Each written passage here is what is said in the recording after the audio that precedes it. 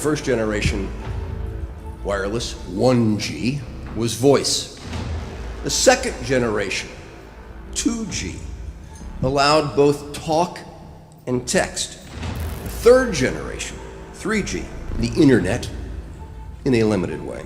And today's technology, 4G, completed that digital migration. But if anyone tells you that they know the details of what 5G is going to become, run the other way.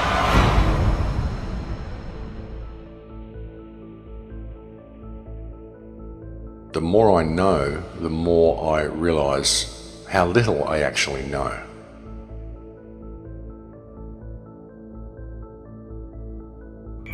I have to tell people 5G is a killer. I'm Mark Steele, anybody who hasn't heard me. I'm a weapons systems head-up display expert, one of the leading experts in the world. I've actually brought cover in relation to this, and the reason I became an expert was because I invented them. What I'm going to say to you today, do not believe a single word I say. Not one. I want you to do your own research. You'll find it's absolutely terrifying. Pay attention to what is really going on. Pay attention to the Internet of Things, what it is, what it's doing, where it's going. Pay attention to the automation. Pay attention to the 5G towers that are still going up everywhere. Wireless radiation has biological effects, period. And these effects are seen in all life forms: plants, animals, insects, microbes. In humans, we have clear evidence of cancer now. There is no question. It's very important that people always look at both sides, and as positive as what the right hand is offering you, always to pay attention to what the left hand is doing.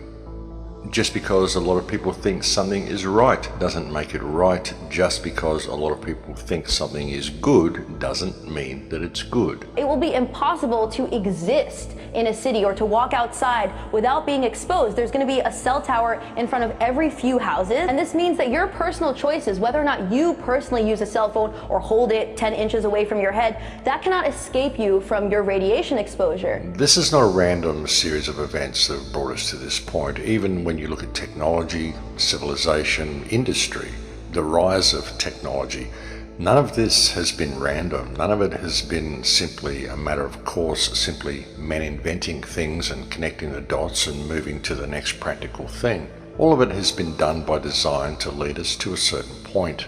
Not a lot of people can really see what is actually coming.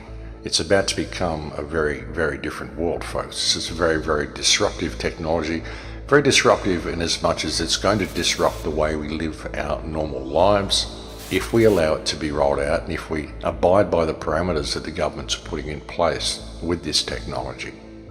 You know, and by around 2030, well, it's all going to be complete. Everyone's going to be in a complete lockdown. And the kids, as I've said so many times, the kids that are growing up through the system now will have no reference point for what the world once was. They'll have no reference point for what freedom even possibly looked like. They simply won't have the concept of it because it won't be anything they've ever experienced. And with 5G, I mean, what people need to understand with it is that it's all military-grade technology. It's not just about monitoring. It's not just about social crediting. It's not just about surveillance. It's also about crowd control. It's about mood control. It's about emotional control. There are so many patents, so many US patents, so many DARPA patents that show the incredible amount of psychological manipulation you can do through electromagnetic radio waves. And not just psychological control, but also physical control. I mean, it's control at all levels you can think of, folks. It's right across the spectrum. We've seen experiments with MIT where they've injected nanotechnology into rats and they've been able to switch the genes of the rats on and off using radio waves to operate the nanotechnology. You think about what's in the chemical spraying that goes on in the sky, the nanotech in all the foods. I mean, we're being set up in a big way, ladies and gentlemen, and the manipulation that comes through this 5G system is profound. It's absolutely off the charts. It's way beyond what many people are considering. You have the capability of manipulating vast sections of population, targeted areas of population, or targeting people individually, targeting crops individually, biology individually. You think about the nanotech, it's in everything. So anything that the nanotech is in can be manipulated through this 5G system. And the nanotech is in everything. They spray the nanotech in the skies, they put nanotech in the food, even with what we flush down through our drains in our own homes.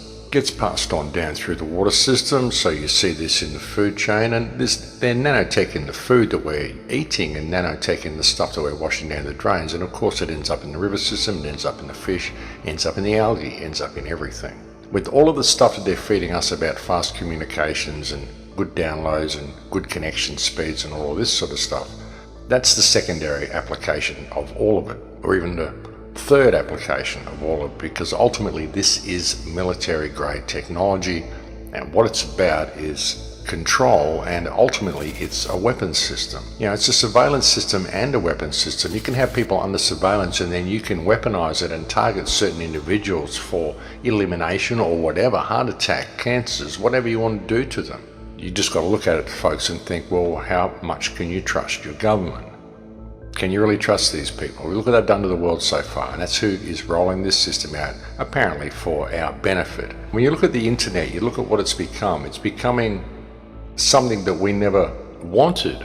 I mean, we wanted the internet there so we could have access to information, we could have fast communication with each other, but now it's becoming a digital barrier between us and reality. It's becoming something that we must interface with in order to access the real world around us, and all of our information is being removed from us and put onto what they're calling cloud computing now. They're even saying that soon you won't be able to get hard drives for your machines. You won't need hard drives because everything will be on the cloud. And all that means is that it doesn't exist anymore. It's up there in cyberspace and you don't actually have access to it on your own computer. So you can't have access to your own things. You've got to keep them on the cloud, which means you can be locked out of all of your stuff at any time. That's what it's about. I mean, I know people that have uploaded their photos to video host programs and then suddenly they get locked out and they need to verify who they are in order to access their own stuff. I mean, this is ridiculous, folks. They do all this sort of stuff and they say it's for your security. We're locking you out of the system because you've changed location for the day, and so we don't think you're who you are, so we need access to all your devices and your cell phones and everything we can get to try to track you and triangulate you and get everything we can on you before we're going to let you have access to your own things again. That's what they do, and they call it security. It's not keeping you safe. It's keeping tabs on you and making sure they can lock you out at any opportunity, and they're just kind of showing you that they can do that and you're agreeing with it by going along with it. And when you've got kids that are growing up into this system and everything that they do is online, everything they know is online, all their bank accounts, their shopping, their friends, their Instagram, all their connections to everything, their electricity bill, it's all online. And even their car keys and their access to their house becomes digital. Then any threat of being locked out of that is going to stand as a major obstacle to these people ever thinking for themselves in their lives. You know, you imagine what it would be like. You start to question the government's actions, you start to speak out about vaccines, you start to speak out about anything that means something to you, and suddenly you find yourself locked out of the system. Suddenly you can't access your stuff because none of your stuff is here in the real world anymore. It's all been moved into the virtual world because that's what we're doing. We're removing our access to everything around us by creating this digital interface between us and the real world, and any threat of being locked out of that interface is going to be a totally complete system of absolute control. That's how you get people, folks. You get them addicted to the tech and you make the tech essential in their lives, and then any threat of being locked out of that tech makes these people walk between the lines very comfortably. And these people will do anything the powers that believe they be tell them to do. And that may seem like a bit of a drastic scenario to be outlining, but it's true, folks, because we won't have access to all the things that we normally do if we don't comply by the rules that the government tells us, simply because we've transferred everything we normally do over into a virtual world. And the virtual world is not the real world, and when you transfer real life items into the virtual world, you lose them. This is what we're doing with everything, and it isn't even a matter of choice. We're just being led this way, and most people don't even notice what's happening. But it is happening. The internet is becoming the most important thing in the human experience because it controls everything else in the human experience. That's where the choice is. That's where the choice lies. The choice lies with us every day by what we do with that which is available to us and how we choose to operate in the real world. And as I've often said, folks, I don't own a credit card and I don't take a smartphone with me anywhere. When I go out, I don't do any of that stuff. So you don't need to have these devices. I can post all these clips to YouTube. I can watch all the other video clips that people post. I can do all these things. I can even access social media and do all those things, all without having a smartphone. So we really need to think about the choices that we are making. The decision is with us, and it's always been with us.